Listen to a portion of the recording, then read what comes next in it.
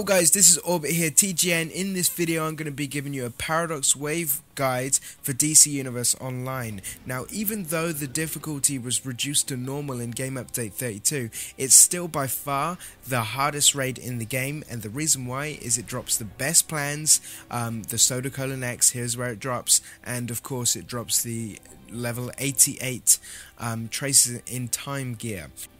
I recommend that the whole group has a combat rating of 98, however you don't need to follow that, that is just a guideline. Okay, so when you first go in, you're going to see a big room, you're going to see some ugly thing in the middle, that's the main boss, looks like it should be from the Flintstones, and you're going to see 4 teleporters around the outside of the room, okay, and they are entrances to different tunnels. Now, down each tunnel, you'll have ads, you'll have enemies to kill, and at the end of the tunnel you'll have a sub-boss. Okay, each sub-boss has its own different mechanics, different way of fighting, different movement, all this kind of stuff, which I will explain when I get to all of the bosses, okay? However, you do have the option to just confront the boss straight away. You can just go in and kill the boss immediately and be in and out quicker than Phos 3. However, as you are taking down the boss, the sub-bosses come out of their tunnels and join you in the fight. So potentially you could have the main boss and 4 of the sub-bosses in the same room at the same time if your DPSs aren't great. So that is difficult. That's the Epic Odyssey feat, which is not easy. Okay. However, if you're just looking to get this raid done, out the way, I recommend going down the tunnels. So let's go through the tunnels in some more detail. Now, all the tunnels are exactly the same. Okay, the only difference is the sub-boss at the end, like I said. But leading up, you're going to have some blue balls, which I haven't talked about.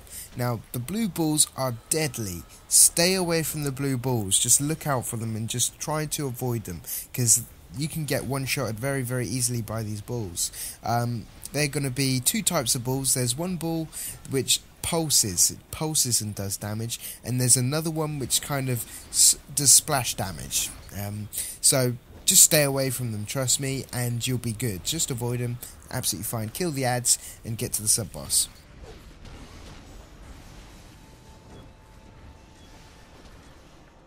Okay, so we have reached the end of the first raid tunnel and we've come to the Paradox Oppressor sub-boss. This is one of the easiest bosses in this raid, so if you can't do this one, give up, just go out, okay, because this is the easiest one to do as far as I'm concerned.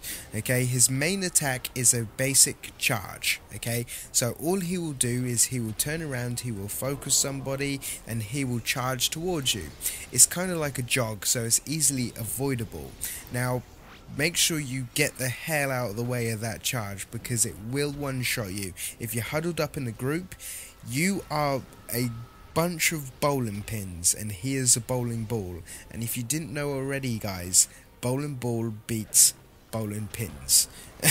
So move the hell out of the way.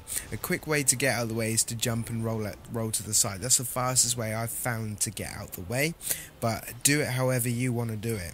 Now, that's easily avoidable because he does actually raise his arms and he does kind of step back a second before charging. It's not like he just quickly darts to the side and hits you.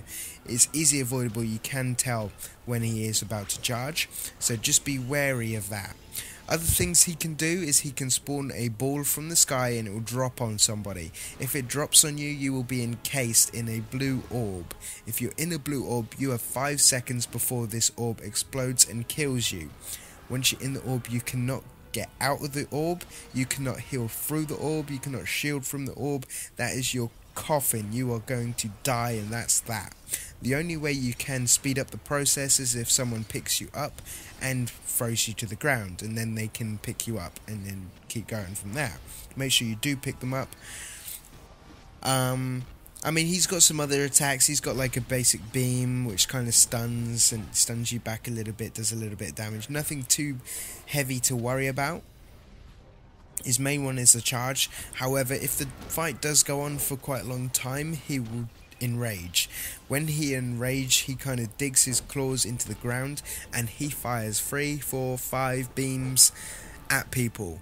and these are laser beams. These are, you know, devastating beams. These are, just trying to think of a powerful beam. These are the beams that come out of Superman's eyes. These are deadly beams, right? These will one-shot you.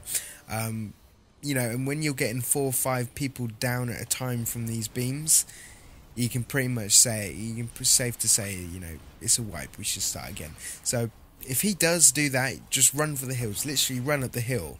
Run until he stops, and then run back to do some damage. If you see that again, you got to run again, and that's that.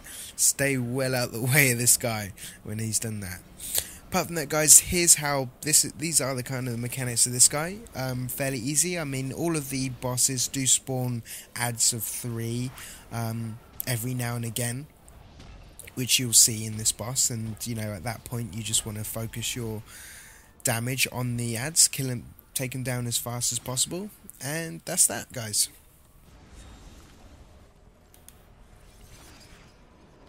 Okay, so I've reached the far right boss now. This is the Paradox Ravager. Now, the Ravager is very similar to the Oppressor. Okay, they have similar moves. Okay, so the Ravager can still charge, just like the Oppressor. It also has a front AoE slash that it does, which will one-shot you if you're close.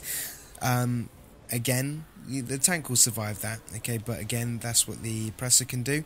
So just avoid those 2 attacks. What is unique to this boss, though, is it spawns flames everywhere. These flames will do damage to you and heal the boss. So what you want is your tank to keep this boss moving, keep the boss moving off of the flames to avoid as much of that healing in as possible.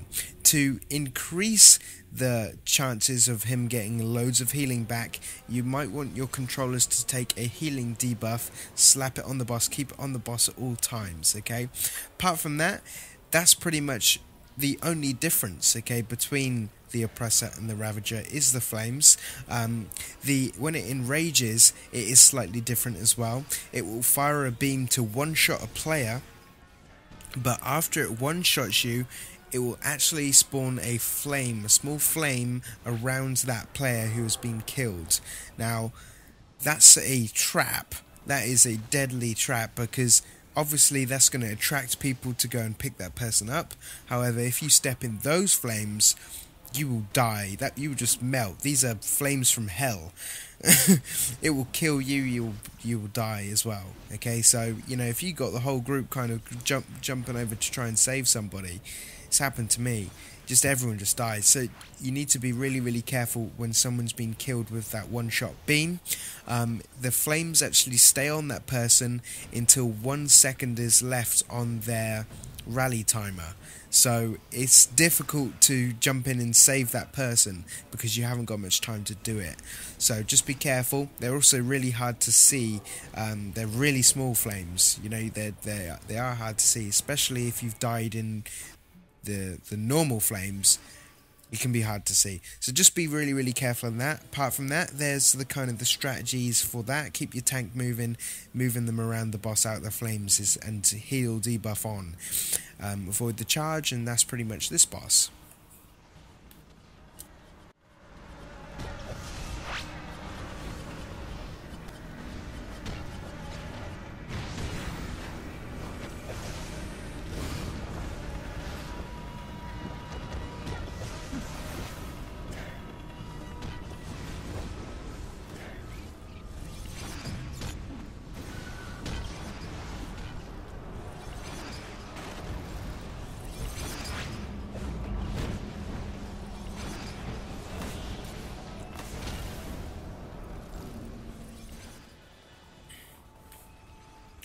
Okay, so I've reached the back left boss now. This is the Paradox Sentry. This one is different to the first 2. It kind of has like spider legs, okay, so physically it looks different. The mechanics are a lot different, okay, so this one is, all of his attacks are kind of like in a close range. However, the boss has the ability to jump up into the air and land anywhere. Okay, so it could land right next to you, it could land on you. If it lands anywhere near you, you've got a split second to roll, dive, jump, get the hell out of the way of that area, because it will splash his little slimy legs around and it will kill anybody in that area, including tanks. Everybody wants to just dive away from this person after he's done his jump. It does so much damage. Now, this boss, actually, after a while, it will form a bubble around it, okay, and you won't be able to do any damage. You'll just be doing ones at it, and it will even reflect damage back at you when it has this shield on. You can take down the shield. All you need to do is pick up one of the 4 balls that are in a square around the end of the tunnel, and throw it at him. Pick 2 up and throw it at him, and the shield will come down. If you don't manage to pick up the balls and throw it at the boss within the time limit, then you just need to wait until the shield comes down, and that's that. But try not to go crazy on the damage when his shield is up, because like I said, you're only doing ones to him and the damage is reflecting back at the attacker. Now, when this boss enrages, what it will do is it will do its jumps as usual, but it won't give you any time to roll out of the way. So it will just Rikishi slam you. It will just jump on your head, and you'll die. That's it. And it will jump from boom, boom, boom. It will leap around like a freaking frog, right? You know, so that's bad news. You don't want these bosses to enrage, because it can be tricky to recover. So apart from that, guys, avoid his jump. Pick up the balls, throw it at him to take his shield down. Stay a safe distance away, and this boss is pretty easy as well.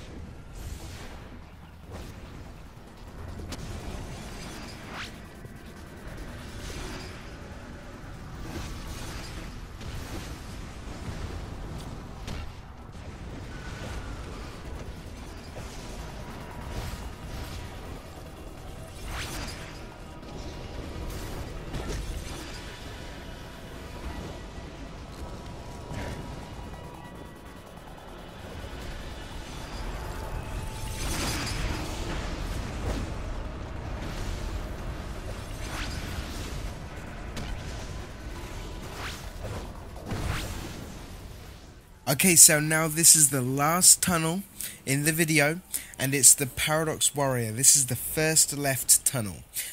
This, again, has different mechanics to the other bosses. This one is very, very easy, but very, very deadly, like many of the other bosses. Okay, so this one is pretty much tank and spank. However, the boss will occasionally pick a target, anyone. It will just kind of change direction, pick a target. A skull will come above its head, it will wind its arms down, and it will fire a huge, big, like, voltic electric red ball out of his arms in a straight line towards that target. If it hits you, you will die, so you need to make sure you avoid this, okay? Now, if it targets you, you've got like a couple of seconds before the ball comes out of its arms, okay? However, if you run around, when it's targeted you in those couple of seconds, it will follow you, okay? The boss isn't silly, so it will follow you. So the only way to avoid this is to dodge after the ball has left his arms, okay? So just be really, really quick and on the ball with that. Another attack that he does, I call it like a supercharge. What he does is he sucks in all of you guys, okay, and then he fires about 5 of these deadly balls out, and it will kill anybody in that area. What you do to avoid this is when he sucks you in, you just run back and get really, really far away from him, because this attack is only close range, so it's easy. You just run out of distance and that's it. When he enrages, what he does is he fires these balls again. So, you know, he's just all about the balls, this guy. He'll fire out balls continuously for roughly 10 seconds with no skull above his head. So he'll just go bam, bam, bam, bam, just boom, just relentless. So again, you know, when these sub-bosses are enraging and stuff, it is kind of the wiper, okay? It's what wipes the group. Okay, so the best thing you can do is kill him as fast as you can.